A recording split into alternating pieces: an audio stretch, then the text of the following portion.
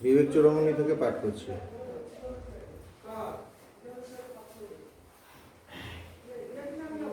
মানুষকে খুশি করার এবং মানুষকে প্রিয় হওয়ার চেষ্টা,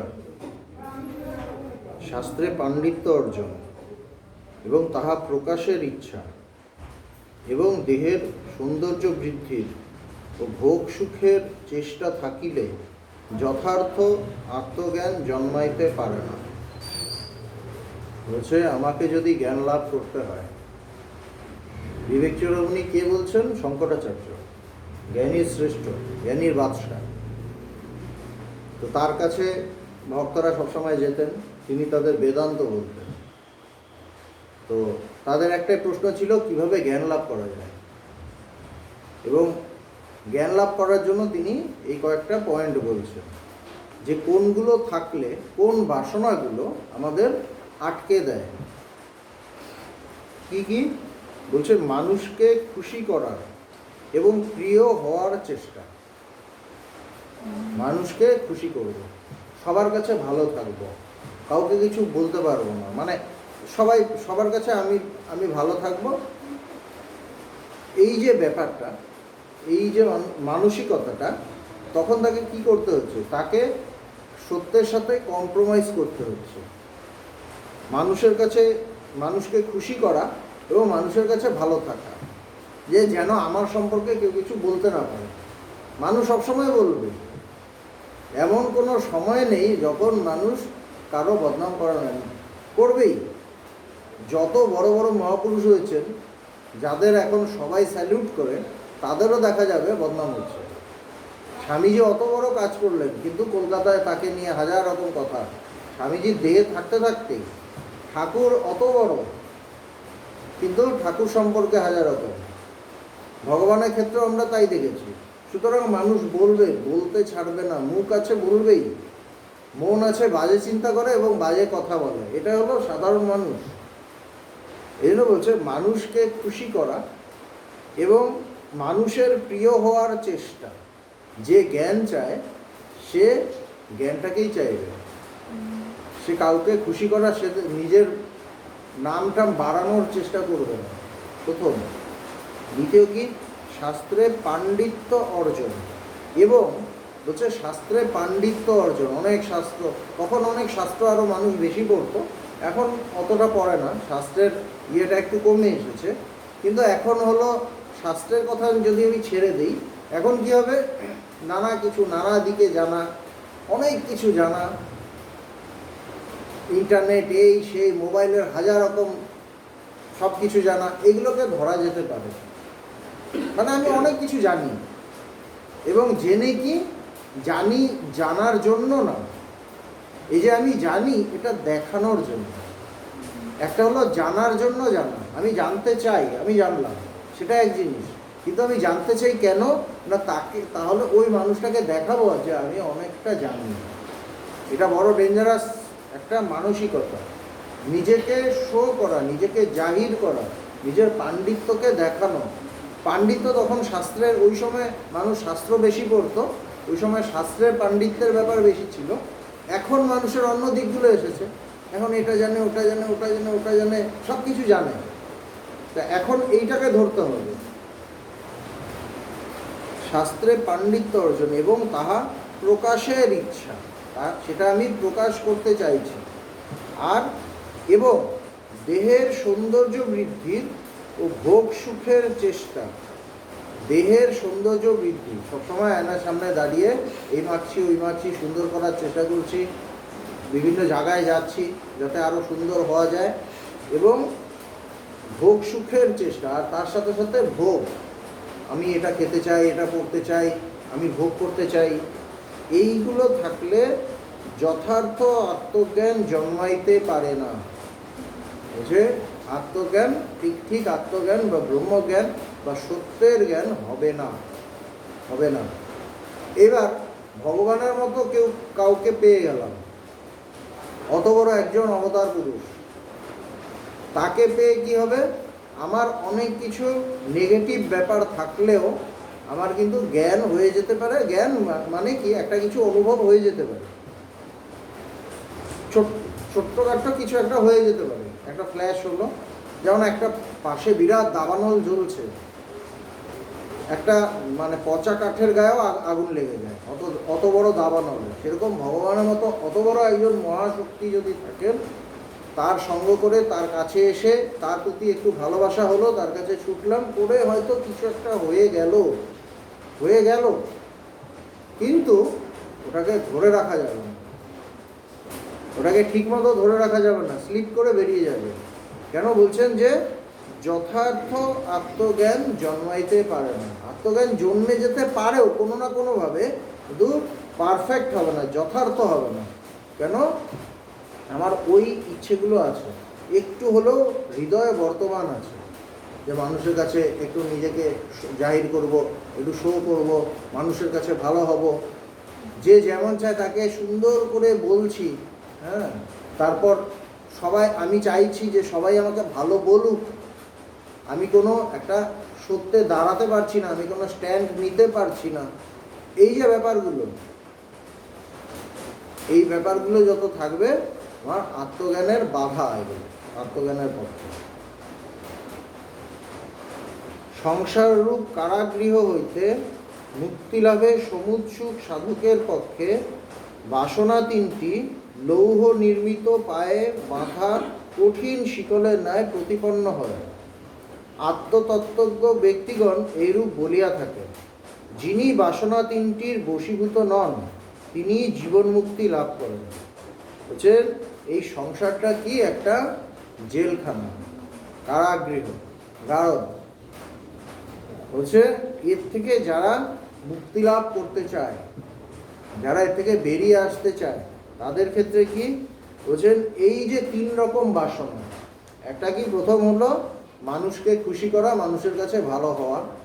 দ্বিতীয় হলো আমি খুব পণ্ডিত, এটা মানে দেখানো, শো করা। আর তৃতীয় হলো কি, যে শরীরের ভোগ সুখ করা এবং শরীরটাকে আরো সুন্দর করা, যে যাতে মানুষের কাছে আমি অ্যাট্রাক্টিভ হতে পারি। এই ধরনের মানসিকতা যাদের, তাদের জন্য আত্মজ্ঞান হচ্ছে এটা কঠিন হয়ে যায়। এবং যারা সংসার থেকে, এই সংসাররূপ এই কারাগৃহ, সংসার বলতে কি, অজ্ঞানটাই সংসার। সংসার বলতে আমাদের প্রথমেই মনে হয় তাহলে কি বাবা মাকে ছেড়ে দিতে হবে? বলছে না, অজ্ঞানটাকে ছাড়তে হবে। অজ্ঞানটাই সংসার তৈরি করে, অজ্ঞানটাই আমাদের সংসার তৈরি করে। বলছে যে এই তিন ধরনের বাসনা একটা শেকলের মতো কঠিন, মানে একদম লোহার শেকল দিয়ে যেরকম শেকল পরিয়ে রাখা হয়, ওটা থেকে আর বেরোনো যায় না, কোনোভাবে আমি বেরিয়ে যেতে পারি না, ওটাকে ভাঙতেও পারি না, সেরকম তত্ত্বজ্ঞ ব্যক্তিগণ এরূপ বলিয়া থাকেন, যিনি বাসনা তিনটির বশীভূত নন, তিনি জীবন মুক্তি লাভ করেন। এই 3টে বাসনা যাকে বশ করতে পারে না, যে এগুলোকে একদম মানে এদিকে তাকাই না, যার এগুলোর কোনো কিছু দরকার নেই, সে জ্ঞান লাভ করার, সে জীবন মুক্তির অধিকারী, সে জ্ঞান লাভ করতে পারবে। জল প্রভৃতি সংস্রবে আসার ফলে যে অগুরু চন্দনকে উপরে অত্যন্ত দুর্গন্ধময় বলিয়া মনে হয়, ঘর্ষণের ফলে যখন জলাদি সংস্রবে উপরের দুর্গন্ধ চলিয়া যায়, তখন সেই চন্দনের দিব্য সুগন্ধ প্রকাশ পায়। বুঝে যে চন্দনের স্বভাবত গন্ধটা খুব সুন্দর। এবার নালার জলে ফেলে দেওয়া হলো, যখন নালার জলে ফেলে দেওয়া হলো, তার সাথে তো নালার জলে টাচ হয়ে গেল। নালার জল মানে ভীষণ নোংরা, বাজে গন্ধ তার মধ্যে। নালার জলে টাচ হয়ে তার আর সুন্দর গন্ধটা আর দেখা যাচ্ছে না। তখন তাকে কি করতে হবে? তুলে নিয়ে ফেলে দেবো না, নালার জল যেদিকে যাচ্ছে ফেলে দেবো না, ওটাকে ধুয়ে টুয়ে যদি আবার ঘষো, তখন আবার সুন্দর গন্ধটা বেরিয়ে আসবে। সেরকমভাবেই হচ্ছে তখন সেই চন্দনের দিব্য সুগন্ধ প্রকাশ পায়। জীবের অন্তরে বর্তমান অনন্ত এবং দুর্দম উক্ত বাসনাত্রয় ধূলির দ্বারা আত্মার শুদ্ধ স্বরূপ আবৃত থাকে। নিরন্তর আত্মবিচার অভ্যাসের দ্বারা যখন বাসনাত্রয়ের আবরণ দূরীভূত হয়, তখন ঘৃষ্ট চন্দনের সৌরভের ন্যায় স্বাভাবিকভাবে আনন্দময় আত্মস্বরূপের অভিব্যক্তি হইয়া হয়। হচ্ছে কি, সেরকমভাবে আমাদের মনের মধ্যে আমরা সবাই সেই চন্দনের মতো, যার খুব সুগন্ধ আছে। কি বলা হচ্ছে? স্বরূপত আমরা সবাই কি? আমরা নিত্য শুদ্ধ বুদ্ধ মুক্ত আত্মা। আমরা এই শরীর নই, আমরা এই মন নই, আমরা এই বুদ্ধি নই, আমরা চিত্ত নই, আমরা অহংকার নই, আমরা নিত্য শুদ্ধ বুদ্ধ মুক্ত আত্মা। সেটা কি? সেটা সেই চন্দনের মতো। কিন্তু তার ওপর যে বলা হচ্ছে ময়লা জল, নালা জল, সেটা কি? ওই তিনটে বাসনা, এর উপর দিয়ে ওই নালা জল বয়ে যাচ্ছে। সুতরাং গন্ধটা, সুগন্ধটা বেরোচ্ছে না, বা আমার স্বরূপ প্রকাশ হচ্ছে না, আমার রিয়েল নেচার প্রকাশ হচ্ছে না, আমি কি এটা প্রকাশ হচ্ছে না। আমি নিত্যও থাকছি না, শুদ্ধও থাকছি না, বুদ্ধও থাকছি না, জ্ঞানীও থাকছি না, মুক্তও থাকছি না, আত্মাও থাকছি না, জীবাত্মা হয়ে যাচ্ছি, সাধারণ মানুষ হয়ে যাচ্ছি। কিন্তু এবার ওই যেরকম নালা জলটাকে ঘষে ঘষে ওটাকে সরিয়ে দিতে হবে ময়লাগুলোকে, এখানে কি করতে হবে? এখানে আমাদের বিচার করতে হবে। বিচার কি? বিচার হলো নিজের ভেতরে খোঁজা, সেই সত্যটাকে খোঁজা। আমার মধ্যেই সেই সত্যটা আছে, আমি সেই সত্য স্বরূপ। ওপরে ময়লাটা আছে, কামনা বাসনারূপ ময়লা, এই নানা রকম ময়লা, যে মানুষের কাছে ভালো হব, হ্যাঁ, আমার ভোগ সুখ চাই, আমার অনেক পাণ্ডিত্য চাই, এই যে ময়লাগুলো আমার ওপরে আছে, এইগুলোর সাথে ফাইট করতে হবে। অজ্ঞানটার সাথে ফাইট করতে হবে, এগুলোর সাথে লড়তে হবে, ঘষতে হবে নিজেকে, ভেতরে খুঁজতে হবে। আমি তো এটা নই, আমি আসলে আমি কি? সেই স্বরূপটাকে খোঁজা, খুঁজতে খুঁজতে কী হবে? ওই ওপরের যে ইয়েগুলো কেটে যাবে, তখনই নিজেকে খুঁজে পাওয়া যাবে। এজন্য বলছে নিরন্তর বিচার অভ্যাসের দ্বারা, নিরন্তর, যার কোনো অন্তর নেই, কোনো গ্যাপ থাকবে না। না, আমি 5টা থেকে 5:15 পর্যন্ত আমি বিচার করি, ঠিক আছে, জ্ঞান হবে না। করতে পারো, জ্ঞান হবে না। আমি এতক্ষণ একদম আসন করে বসে একটু জপ করে তারপর একটু 5 মিনিট বিচার করি, হবে না। নিরন্তর সব সময় থাকবে। ছেলে যদি হারিয়ে যায়, মা কি বলে? আমি 5টা থেকে 5:15 ছেলেকে খুঁজবো, বাকি সময় আমি সংসার করব। মা বলবে? মা বলবে না। মা দিন রাত খুঁজবে, দিন রাত এক করে দেবে, পাগল হয়ে যাবে। সেরকমভাবে সত্যটাকে সেইভাবেই খুঁজতে হয়, বিচারের মাধ্যমে। ভেতরে খুঁজতে হয়, বাইরে কিছু নেই, ভেতরেই সব। ভেতরে খুঁজতে হয়, খুঁজতে সময় স্বরূপ প্রকাশ, এক সময় তার প্রকাশ। যখন বাসনাত্রয়ের আবরণ দূরীভূত হয়, তখন ঘৃষ্ট চন্দনের সৌরভে নেয় স্বাভাবিকভাবে অটোমেটিক ওটা বেরিয়ে আসে, স্মুথলি হয়, খুব এক কঠিন কিছু নয়, ওটা স্বাভাবিক, ওটাই স্বাভাবিক গন্ধ। আমরা স্বরূপত সেই ব্রহ্ম, কিন্তু আমরা ওপরে অনেক কিছু চেপে গেছে, সেই জন্য ওই স্বরূপত ব্যাপারটা প্রকাশিত হচ্ছে না, উপরেগুলো সরে গেলেই প্রকাশ। এটা হচ্ছে স্বাভাবিকভাবেই আনন্দময় আত্মস্বরূপের অভিব্যক্তি হয়। বাসনার নাশ হইলেই আত্মস্বরূপের উপলব্ধি হয়। সুতরাং নিজেকে সবসময় ভেতরে দেখতে হবে, আমার কি কি বাসনা আছে। বাসনাগুলো আমাকে আসল জায়গায় যেতে দিচ্ছে না, নিজেকে জানতে দিচ্ছে না। এক একজনের এক এক রকম বাসনা, সবার একরকম বাসনা নয়। কেউ খুব খাওয়া দাওয়া, খাওয়া পড়া, এগুলো। কারো খুব আমার একটু নাম হোক, আমাকে সবাই একটু মানুক, প্রশংসা করুক, এরকম। কারো খুব প্রভুত্ব করা, আমি ওর উপর, আমি মেন, আমার আন্ডারে এত লোক থাকবে, প্রভুত্ব, ডমিনেট, এরকম বাসনা থাকে। এক একজনের এক এক রকম বাসনা। কারো থাকে সবার জন্য কিছু করব, ভালো বাসনা এটা, কিন্তু বাসনা মানে বাসনা, ভালো বাসনা, কিন্তু বাসনা তো বাসনাই। সবার জন্য করছি, এই করছি, ওই জন্য ওর করছি, ওই করছি, করতে করতে আসলটা আর খুঁজে পাচ্ছি না। চন্দনের গন্ধ আর বেরোচ্ছে না, চন্দনের গন্ধ না বেরোলে তো লাভ নেই। স্বরূপ প্রকাশ না হলে লাভ নেই। সুতরাং সমস্ত বাসনা, ভগবান বলছেন যে বাসনা থেকে সাবধান হতে হয়। বাসনা বড় কঠিন ব্যাপার। আমার খেতে ভাল লাগে, পড়তে ভাল লাগে, এইসব বাসনা বোঝা যায়, কিন্তু অনেক বাসনা আছে সেগুলো এত সূক্ষ্মভাবে থাকে বোঝা যায় না। নাম যশের বাসনা বলছে যে নাম যশ একটা ভয়ঙ্কর বাসনা। Name and fame is the last barrier of Nobel mind. যারা ভালো মানুষ তাদের এটা একটা বাধা, বিরাট বাধা। ভালো মানুষের অন্য বাধা নেই।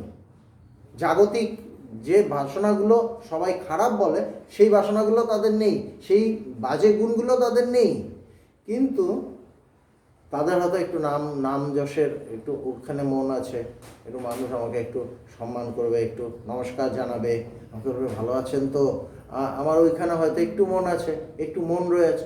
যেখানে জগতে যেখানে আমার মন আছে ওটাই বাসনা। জগতে আমার যেখানে মন আছে ওটাই বাসনা। এই সমস্ত বাসনার থেকে আমাকে আস্তে আস্তে আস্তে আস্তে মনটাকে ঢোকাতে হবে। কাকে করতে হবে? আমাকেই করতে হবে, আমাকেই করতে হবে। আমার গুরু আমাকে শুধু বলে দেবেন, রাস্তা বলে দেবেন, করতে হবে আমাকেই।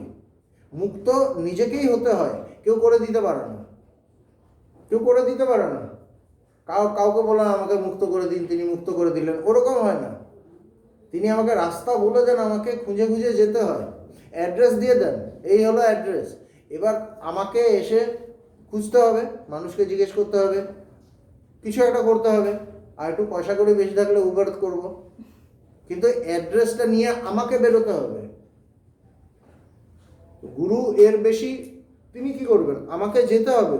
বদ্ধ আমি হয়েছি, মুক্ত আমাকে হতে হবে। গুরু তো মুক্ত আছেন, বদ্ধ আমি হয়েছি, আমাকেই মুক্ত হতে হবে।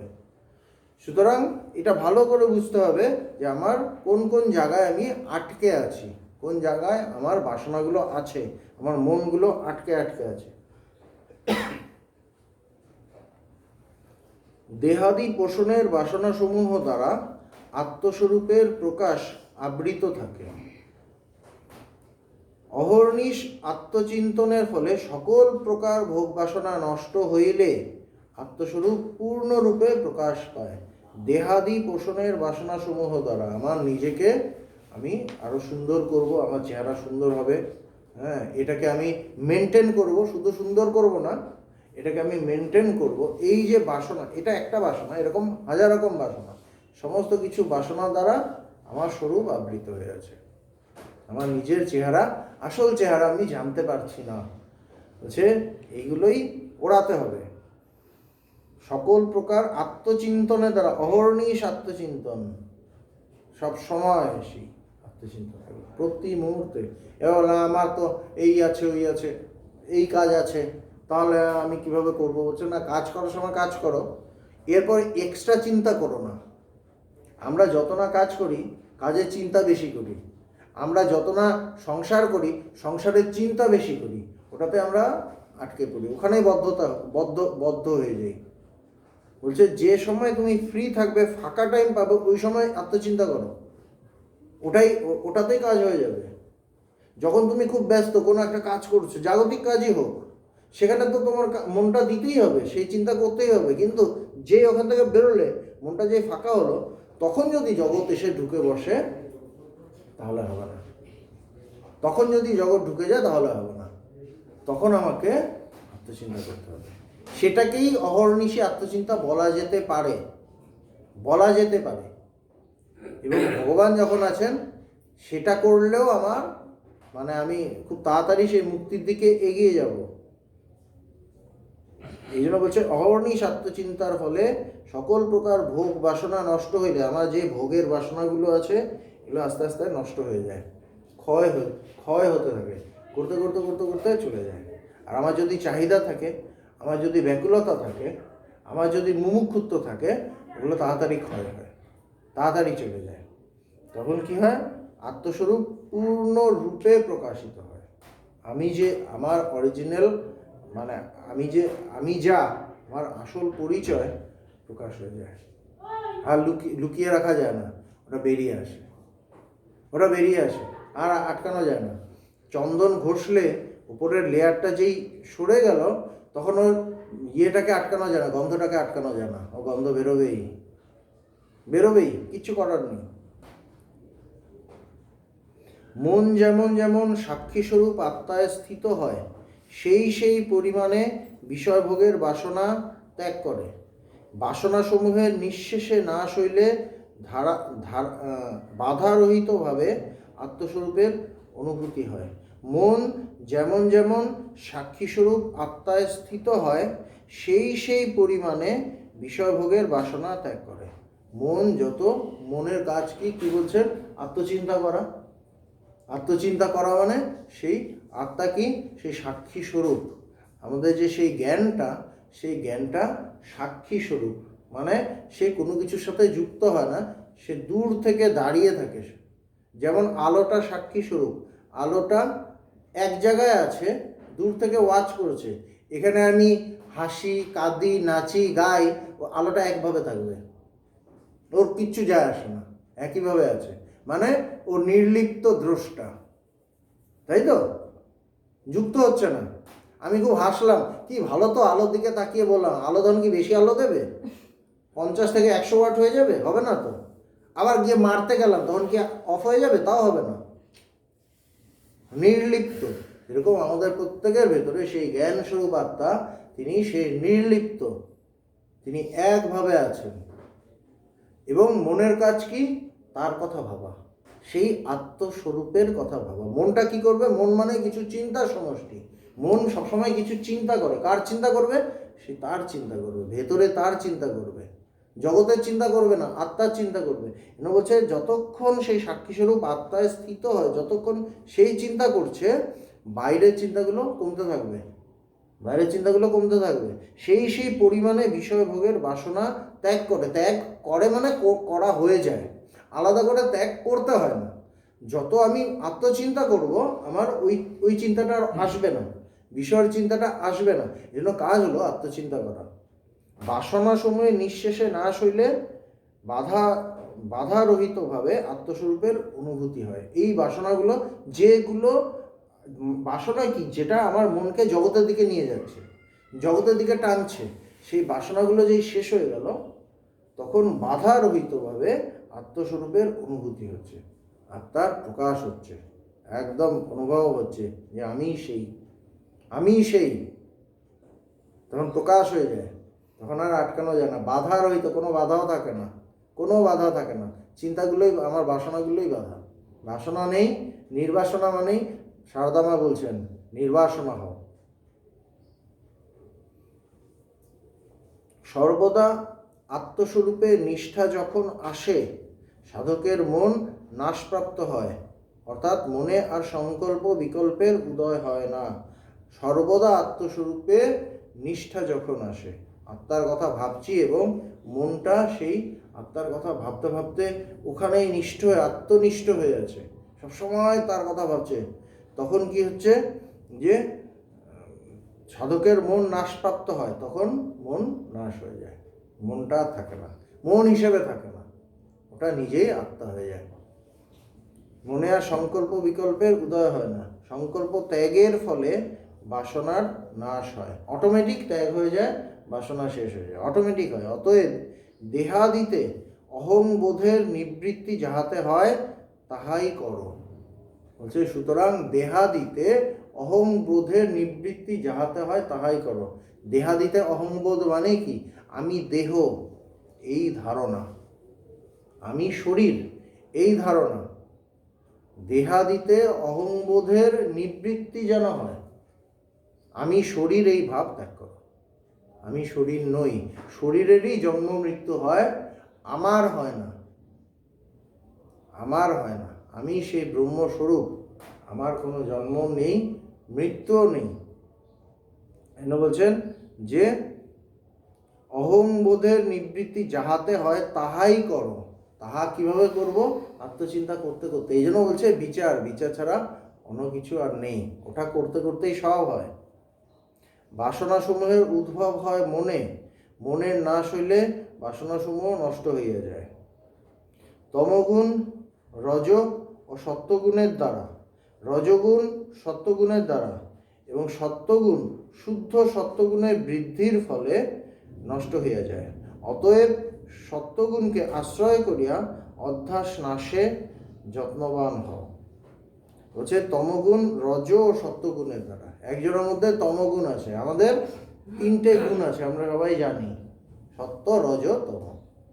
তমটা কি? একদম অজ্ঞান, মানে অন্ধকার, সেখানে একদম প্রকাশ নেই। মানে কাদের মধ্যে তমগুণের প্রভাব বেশি? যারা এখন দেখা যাচ্ছে কিছু কাজ করে না, অলস, ঘুমিয়ে আছে, এইগুলো এদের মানে প্রচণ্ড তমগুণী। ওদের বই না খুব তমগুণী, মানে কোনো কাজকর্ম করতে চায় না, একদম মানে জড়বৎ, জড়ের মতো। তমটা কি? ওই জড়বৎ, এটা একটা গুণ। রজগুণ কি? রজগুণ হলো কাজকর্ম, এই করছি ওই করছি, তার মধ্যে কাজকর্ম করতে গিয়ে অহংকার হচ্ছে, রাগ হচ্ছে, ঈর্ষা হচ্ছে, লোভ হচ্ছে, এগুলো হলো রজগুণ থেকে আসে। আর সত্যগুণ কি? সত্যগুণ হলো সবার প্রতি ভালোবাসা, ভালো গুণগুলো যেগুলো সত্যগুণ, সবাইকে ভালোবাসা, সবার প্রতি একটা মমতা, তার একটা সবার প্রতি একটা মন থাকবে, সবার সাহায্য করবে, এগুলো সত্যগুণ, ভালো গুণ। তো বলছেন যে আমার মধ্যে সব কিছু আছে, তো তমগুণকে কি দিয়ে নাশ করতে হবে? রজগুণ দিয়ে এবং সত্যগুণ দিয়ে। একটা মানুষ ওরকম পড়ে আছে, তাকে প্রথমেই যদি সত্যগুণের কথা বলা হয় সে পারবে না, তাকে রজগুণের কথা, এই ওঠ, চল আমার সাথে এখানে যাবি। হয়তো বসে বসে সারাক্ষণ আড্ডা মারে, পরনিন্দা পরচর্চা এগুলো করে, আর কিছুই করে না, হয়তো এরকম মানুষটা মানে তমগুণী, আর পড়ে আছে, ঘুমাচ্ছে। তাকে কি বলা হলো? চল আমরা একটা কাজ করব, আমরা একটা সোশ্যাল ওয়ার্ক করব। হ্যাঁ, সে সবাই মিলে এই করছে, অনেক কিছু নিয়ে একটা গ্রামে গেল, টিয়ে করলো, অনেক কিছু মানুষকে দান টান করলো। ওই দেখে তার ভিতরে একটা, বাহ, এটা তো আবার আরেকদিন করা যায়, মানে তার মধ্যে এটা রজগুণ জাগছে। কিন্তু রজগুণ জাগছে। তমগুণ ছিল তখন নিন্দা, পরনিন্দা পরচর্চা এগুলো কম হচ্ছে, একটু কাজকর্ম করছে। এবার যখন এইসব করতে করতে দেখা গেল তার একটু বেশ অহংকার হয়েছে, একটু যেন আমার নাম হয়, এগুলো যেন সবাই যেন আমার কথা বলে। আমি করলাম, যেমন আমাদের ম্যাগাজিন ট্যাগাজিন বেরোয়, অনেকে বলে আমার ম্যাগাজিনে তো আমার নামটা নেই, আমি ওখানে গিয়েই করেছিলাম। মিস হয়ে যায় না, হাজার তো আসে। তা কেউ একটা বললো, ও আচ্ছা আচ্ছা, ও হো, হ্যাঁ ঠিক করতে হবে। মানে কি, ও করে টোরে একটু নামের মোহ হয়েছে, এখন নামটা চায়, দেখতে চায় যে আমার ওখানে একটা টুক করে আমার নাম, একটা ছোট্ট এইটুকু জায়গা লাগে নাম লিখতে, এর বেশি না, কিন্তু ম্যাগাজিনে ওইটুকু ওই স্পেসটা সে চাইছে অ্যাটলিস্ট। আর ওটা যদি ভগবানের চোখে পড়ে যায় আরও খুশি, ভগবান আমি তো করেছিলাম, এই দেখালাম গিয়ে। মানে কি, তার একটু নাম যশ হয়েছে, রজগুণ হয়েছে, রজগুণ থেকে আবার ওই প্রবলেমগুলো আছে, তখন তাকে সত্যগুণ দিয়ে করতে হবে, যে কিছু চেও না, হ্যাঁ সবার নাম হোক, শুধু তোমার না সবার হোক, এই যে সবার কথা ভাবা, একটু ভালো, মানে মনটা আর একটু নিন্দা, মানে একটু ঈর্ষা দেশ এগুলো একটু কমে আসা, সবার কথা ভাবা, পরের কথা ভাবছে, এই সত্যগুণ হলো। এবার এই সত্যগুণ এইগুলো একটা জায়গায় আটকে দেয়, ভালো কাজও তো আমাদের আটকে দিচ্ছে, ভালো কাজও আমাদের আটকে দেয়, তখনও তো জগৎটা সত্য বলেই বোধ করায়। এই জন্য বলছেন যে সত্যগুণকে শুদ্ধ সত্যগুণের দ্বারা, যেখানে জ্ঞানের চর্চা হবে, সেই সত্যগুণ, যে সত্যগুণ সত্যকে জানতে চায়, সেই সত্যগুণ শুদ্ধ সত্যগুণের দ্বারা, এবং সত্যগুণ, শুদ্ধ সত্যগুণের বৃদ্ধির ফলে আগেরগুলো নষ্ট হয়ে যায়। অতএব সত্যগুণকে আশ্রয় করিয়া অধ্যাস নাশে যত্নবান হও। এই সত্যগুণকে আশ্রয় করো, আশ্রয় করে তোমার যে অধ্যাস আছে, অধ্যাস মানে সত্যকে, মিথ্যাকে সত্য বলে জানা, এটাই তো অধ্যাস। একটাকে আরেকভাবে দেখা, সব ব্রহ্মই আছে, সব ঈশ্বরই আছে, আমি জগৎ বলে দেখছি, আসলে তো জগৎ নেই, অজ্ঞান কি, এটাই তো অজ্ঞান, এখানেই তো অধ্যাস হয়ে থাকে। ব্রহ্মকে জগৎ দেখছি, বলছে এই সত্যগুণকে আশ্রয় করে যাতে তোমার অধ্যাসটা নাশ হয়, তার জন্য তুমি চেষ্টা করো, প্রয়াস করো। প্রয়াসটা কিভাবে করব? নিজের মনের দিকে তাকাতে হবে। কিভাবে করব? বিচারের সাহায্যে করব। কিভাবে করব?